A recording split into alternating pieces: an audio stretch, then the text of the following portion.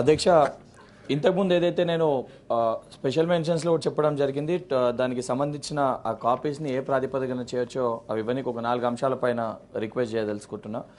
మొదటిదేమో ఏదైతే ఇంతకుముందు 2018 రిక్రూట్మెంట్ టైపిస్ట్కి ఏదైతే చెప్పినానో అది యాక్చువల్గా వాళ్ళ సర్వీస్ రూల్స్ని ఫాలో కాకుండా అందరికీ ఆ ఉద్యోగం కల్పించే అవకాశం అంటే కల్పించడం వలన వాళ్ళకి ఇబ్బంది కలిగింది. కాబట్టి కర్ణాటక గవర్నమెంట్లో ఏ రకంగా పేరు మార్చి డేటా ఎంట్రీ అసిస్టెంట్ అని చెప్పి క్రియేట్ చేసి సేమ్ సర్వీస్ రూల్స్ తోటి పోస్ట్ టైపిస్ట్ అని కాకుండా డేటా ఎంట్రీ అసిస్టెంట్ అని చెప్పి నోటిఫికేషన్ ఇవ్వడం జరిగింది. మీ ద్వారా అది ఏ రకంగా నోటిఫికేషన్ ఇచ్చారు, ఏ రకంగా దాన్ని ఇక్కడ కూడా మనం ఇంప్లిమెంట్ చేయొచ్చని మీ ద్వారా గవర్నమెంట్ దృష్టికి తీసుకెళ్లాలనుకుంటున్నా అధ్యక్ష. రెండోది 2008 డిఎస్సికి సంబంధించిన రిక్రూట్మెంట్ ఏదైతే ఆంధ్రప్రదేశ్లో ఏ ప్రాతిపదికన నింపిరో ఏ ప్రాతిపదికన ఇక్కడ దాన్ని నింపే ఒక అవకాశం ఉందో మీ ద్వారా గౌరవ మంత్రి గారి దృష్టికి రిక్వెస్ట్ చేస్తున్నాం. ఏ ప్రాతిపదికన మనం దాన్ని చేయవచ్చు.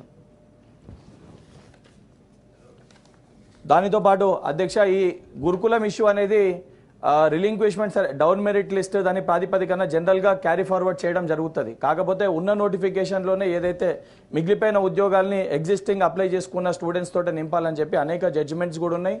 అండ్ ఈ ప్రాసెస్ అయిపోయినా కూడా, ఎందుకంటే ఇది గత ప్రభుత్వం ఇచ్చిన ఒక నోటిఫికేషన్.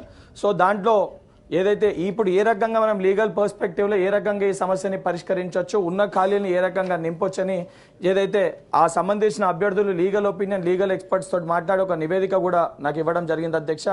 ఆ నివేదిక కూడా మీ ద్వారా ప్రభుత్వ దృష్టికి తీసుకెళ్లాలనుకుంటున్నా. ఈ ప్రాతిపదికన తీసుకుంటే ఖాళీగా ఉన్న ఉద్యోగాల్ని ఎగ్జిస్టింగ్ నోటిఫికేషన్లో ఉన్న ఏదైతే అప్లై చేసుకున్న స్టూడెంట్స్ తోటి ఈ ప్రాతిపదికన కూడా వాళ్ళకు ఉద్యోగాలు నింపే ఒక అవకాశం ఉంటుంది అధ్యక్ష. దానితో పాటు